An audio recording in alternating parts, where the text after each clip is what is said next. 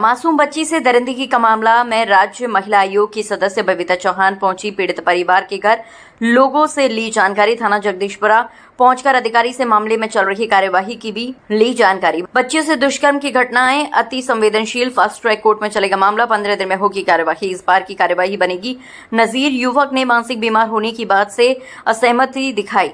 राज्य महिला आयोग की अध्यक्ष परिवार समझौते के प्रयास में था। हमने काउंसलिंग के बारे में परिवार को कार्रवाई के लिए मनाया।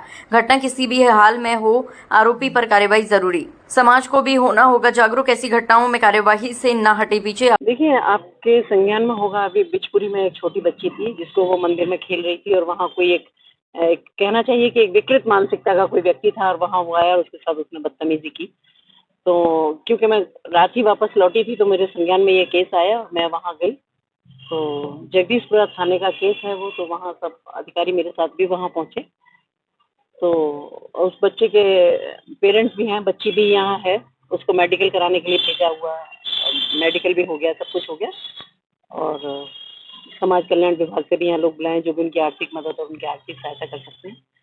तो वो सारी चीज़ें देखिए। तो निश्चित रूप से मैं यही कहना चाहूँगी कि अभी हम यहाँ बैठे जैसे चर्चा हो रही थी कि हम ऐसे क्या प्रयास कर सकते हैं, क्योंकि ये तो अलग बात है कि घटना होने के बाद पुलिस उस पर एक्शन ले रही है या घटना होने के बाद वो हमारे केस आ रहे हैं, पर पुलिस के प्रयासों से और हमारे प्रयासों से ऐसे क्या प्रयास हो सकते हैं कि घटना ही ना घटे।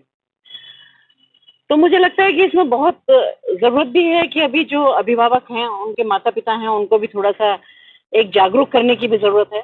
जो अभी हम यहाँ बैठे हुए थे तो बात भी हो रही थी। दूसरा, उन बच्चे के परिवार वालों के लिए भी काउंसलिंग के लिए भी बोला है कि वो भी होगी। तो कहीं ना कहीं समाज में अभी कुछ ऐसा तो है कि जागरूकता का अभाव है, जिसके कारण इन घटनाओं को अंजाम मिलता है।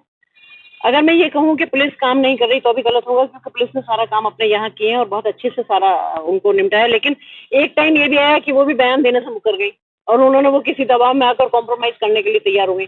तो जब ऐसी चीजें होती है ना, तो वहाँ क्या होता है कि पुलिस पे प्रश्न चिन्ह लग जाता है कि वो एक मैटर आया कि भाई लड़की को ऐसे रेप करने की कोशिश की या रेप किया किसी बच्चे के साथ या कुछ ऐसा हुआ, और वहाँ उसके घर वाले वो समझौता कर लेते तो कहते पुलिस के संज्ञान में था लेकिन पुलिस ने काम नहीं किया। लेकिन आज मैं देख रही हूँ यहाँ कि पुलिस भी वहाँ है, पुलिस कह रही है कि भाई आप कॉम्प्रोमाइज मत करो, आप किसी से मत डरो, हम आपके साथ हैं। उसके बावजूद भी उनके समझ में नहीं आया, लेकिन फिर उसके बाद जब समझाया, उनकी काउंसलिंग कराई है तो उनको समझ आया। बच्ची से भी मेरी बात हुई उनके साथ और मैंने अब उनको यही कहा कि किसी की बातों में आने की जरूरत नहीं है, सब लोग आपके साथ हैं, हम भी आपके साथ हैं, पूरी पुलिस भी आपके साथ है।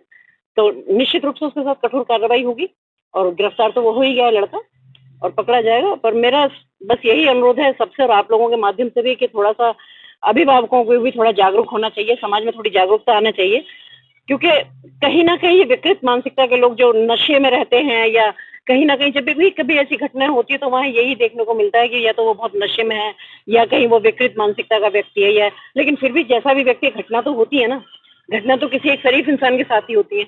तो मुझे लगता है इस पर लगाम लगाने के लिए हम सबको एकजुट होकर थोड़ा सा जागरूकता अभियान को पेश करना होगा, या हमें पुलिस के माध्यम से, कुछ सोशल ऑर्गेनाइजेशन के माध्यम से, कुछ हम अपनी बात करें महिला आयोग के माध्यम से जो निरंतर काम भी कर रहे हैं, जगह जगह हम कैंप भी लगाते हैं, जगह जगह लोगों को जाके बताते भी हैं। उसके बावजूद भी कहीं ना कहीं इस तरह की घटनाएं हो रही, तो मुझे लगता है अभी हमें भी काम करने की और बहुत ज्यादा जरूरत है।